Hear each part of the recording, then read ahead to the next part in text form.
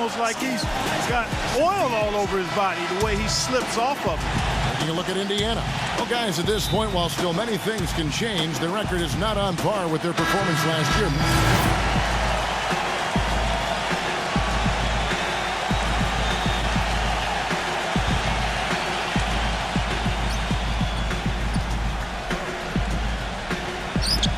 .151 left in the first quarter of the game. Rozier the pass to Reed. Nice ball movement by Boston. Pass to Rozier. In low to Lee. And stolen by Stuckey. There's the dish to Buttinger. Back to Young. 1:21 left in the first. Turner. Clock at 6. Out of bounds. Boston takes possession. Well, Doris, an interesting game. Moments ago, you had just talked with head coach Frank Vogel. What do you have to say? He said one of the key points for them defensively will be limiting the production of David Lee, adding he's a guy who can score inside and out, plays with great energy, and his passing really opens up their whole offense. We've got to keep him off the glass and always see ball and man when he's got it. Basketball 101, Kevin. We'll see if they can execute. All right, Doris, thanks. Stuckey against Turner. Stuckey kicks to Young. Pass to Turner. Stuckey outside. And the foul on the closer.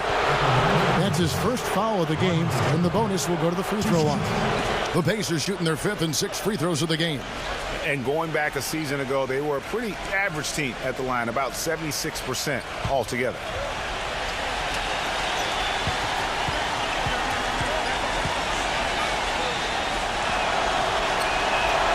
And the first one drops.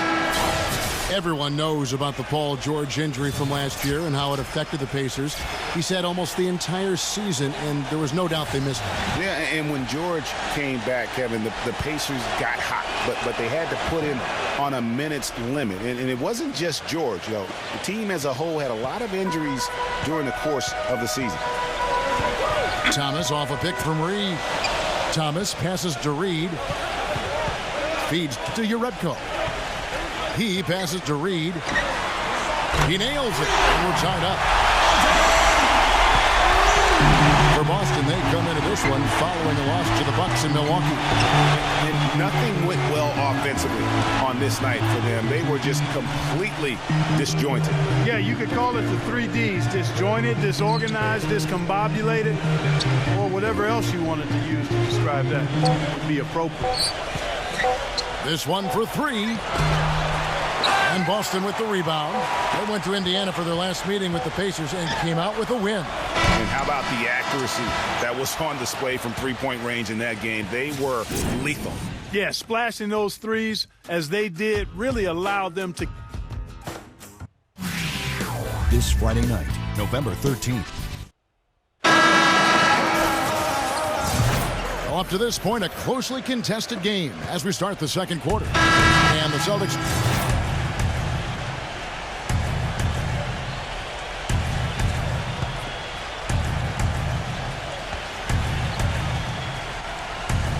And so in the game for the Pacers. They've got Young. He's out there with Ellis. Buttinger is out there with Turner. And it's Whittington in at the 4. Now, here is Young, defended by Reed. Turner dishes to Buttinger. A three-pointer is right on target. And the Pacers lead by 3. I like the offensive awareness to exploit that lack of coverage on that play. Reed the pass to Sullinger. Here's the closer. Dishes it to Bradley. And that's out of bounds. Boston will retain possession. Here is the 2K leaderboard with last season's top passing team. In 4th, the Celtics.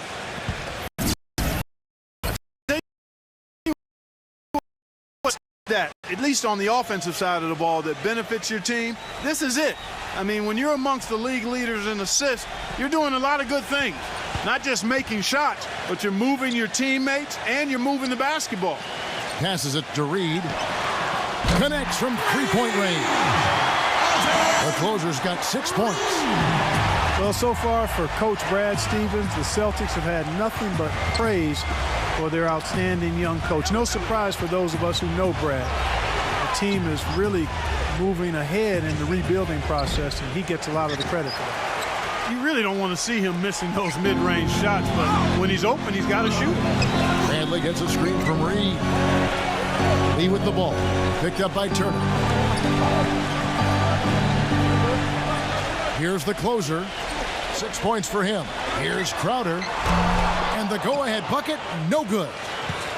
And part of the reason why the Celtics are ahead of schedule in the rebuild is because of Coach Brad Stevens. He has everyone on the same page. You know what? You talk around the league about Coach Stevens, and other coaches are just astounded by his work ethic. People around the league think he's already a top coach. He could be one of the greats by the time he's done if he stays at the professional level. You know, he's not somebody they lean on for points, but when he does score, that's a bonus. Reed the pass to Sullinger. He feeds it to Crowder. Crowder off a pick from Reed. Out of bounds. Indiana takes possession. So a moment now to see the story on Miles Turner. Some last season stats for him. 18th in three-point shooting. So an entirely new group in now for Indiana. Outside Hill. Back to George. There's the triple. That's good. George has got 5. Well, here in the second, not as listless. They're showing some signs of life offensively. You know, steadying themselves. After a tough start, they're back on track. The pass to Reed. Zeller. Guarded by Mahimi. Nice ball movement by Boston. Back to Thomas. Launches a 3. That's good. Thomas got 5 points in the quarter.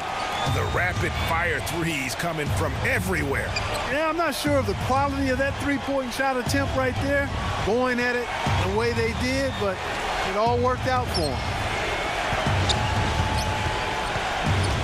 Thomas against Hill. Back to George. Latrey. Zeller grabs the board. You know, no doubt last year a bit of a loss for Paul George. I mean, had to sit out most of it after that gruesome leg injury in the Team USA scrimmage.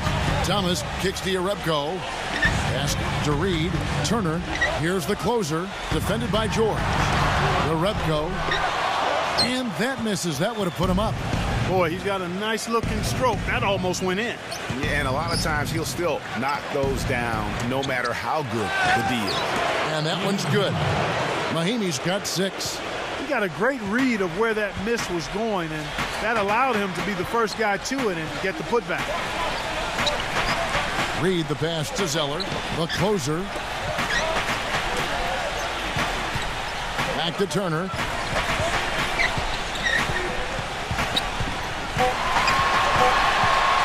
From 12 feet out.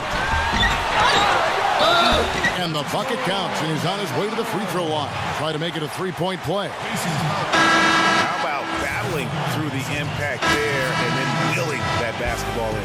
Boy, it does your heart good to see that kind of. And the first half comes to a conclusion in a game that has been very close so far.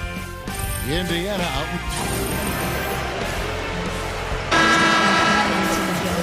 The third quarter now beginning. Both sides looking to pull away in the last half of the game.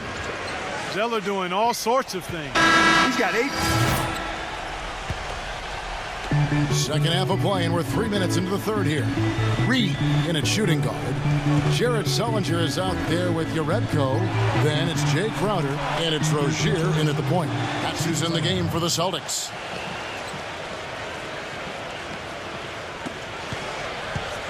Last outing for Indiana. They won that game against the Magic. And the way they attacked the basket in that game was unreal. I mean, after a while, the defenders seemed to just wave the white flag. Yeah, like you said, I mean, that's what will happen when a team continues to attack the basket and come away with layups. The defense tends to get demoralized and deflated. And you don't ever want to get into the habit of letting the offense get to the rim. Yeah, I couldn't agree with you more. I mean, that's the message they were sending with that foul. Nothing easy inside. Christmas, he's checked in for Chase Budinger. The Celtics really seemed to get better as last season wore on, too. GA finished the year looking very dangerous. Kevin, with the Celtics, they were dynamite after the All-Star break. Had the second best record in the Eastern Conference post-All-Star. Just over 3.5 minutes through the third quarter of play now. Rozier off the pick from Reed. Rozier the pass to Crowder. Here's Rozier. Kicks it to Uretko. Leads him in there. Shot clock at 6. Rozier the pass to Reed. Sinks the triple. The closer's got 9. You know, one of the big things for the Celtics after the All-Star break was they played smarter. I mean, they went from the middle of the pack in terms of turnovers to a team that rarely made mistakes. Outside Hill. He dishes it to Christmas. Good, and it's Hill picking up the assist. Hill's got 6 assists now in the game. Beautiful feed off the bounce to his teammate there. Nicely done. Yeah, that's a good point about the Celtics and their turnovers. Last year, after the All-Star break, they were 4th in the league in limiting their mistakes. They played well beyond their years down the stretch. 4-on-3 break. The feed to Christmas. Wide open. They shoot again. Hill, no good. Well, the effort was there, but he just couldn't quite fight his way through traffic. Sullinger a screen on Hill. Rozier the pass to Reed. Pass to Rozier. Lets it go with a 3. Can't hit, so Indiana will take it the other way. And after this one, they're home against Minnesota. That game is the first and last of their homestand. Good. 8 points for Rodney Stuckey. And they're beginning to just flat out fall apart defensively right now, especially on the interior. Yeah, and that's 4 straight field goals now, Greg, they've allowed from point-blank range. Can't happen. Passes it to Reed. Celtics passing it around. He kicks it to Uretko. The closer drains the three-pointer. The closer's got 6 here in this quarter. He is on fire from beyond the arc. Yeah, it seems like all of his points are coming from deep, Greg. Rodney Stuckey on the wing. Defended by Reed. And he gets it to go. That's 10 points for Rodney Stuckey.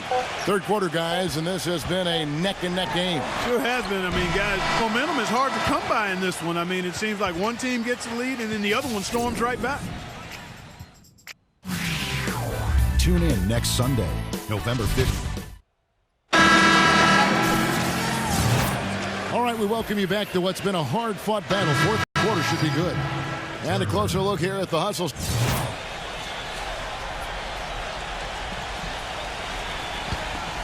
It's going to be a tough loss to swallow. They just didn't have much gas left in the tank once we got to overtime. George Hill out there with Ellis. Then it's Paul George. Then it's Turner. And it's Christmas in at the foursome. And so